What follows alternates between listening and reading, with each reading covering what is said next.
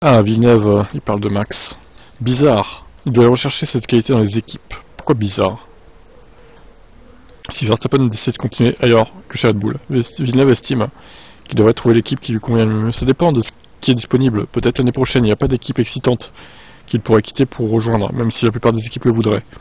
Alors, bon, vu qu'il y a un nouveau règlement l'année prochaine, je pense qu'au final, il y a plusieurs pistes excitantes comme Mercedes ou Aston. Hein. Enfin, Aston un peu moins, je dirais, sur le papier, mais bon.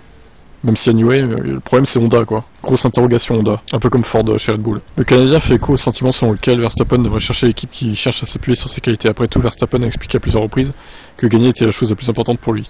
C'est vraiment difficile à comprendre, c'est un pilote particulier. Il conduit vraiment à la limite, il est toujours au-dessus. Il a besoin d'une voiture spécifique. Pas toutes les voitures lui conviendront. Il semble aimer les voitures très précises, très pointues, avec un très bon train avant, il peut gérer l'arrière.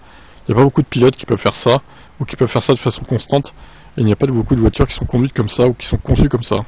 Verstappen a insisté sur le fait que son équipe doit continuer à travailler pour résoudre les problèmes d'équilibre, notamment sur les bosses et les bordures. Il a également mentionné qu'il pense que la voiture pourrait être moins sous-vireuse. Alors ouais, il kiffe le survirage, hein, Max. Selon Villeneuve, si Red Bull travaille dans ce sens, ça met les coéquipiers du Néerlandais dans une position difficile. En fait, sa façon de conduire et la façon dont la voiture est développée rendent les choses très difficiles pour les pilotes de Formule 2, parce qu'ils viennent d'une voiture intrinsèquement sous-vireuse. En Formule 3 et que la Formule 2 c'est la même chose, beaucoup de sous-virages. Ils conduisent donc différemment, ils doivent se faire habituer.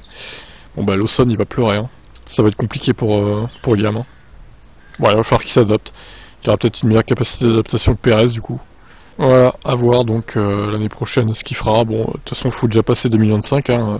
On en reparlera dans 5-6 mois quoi. Des éventuelles rumeurs qu'il y a autour de lui. Ciao.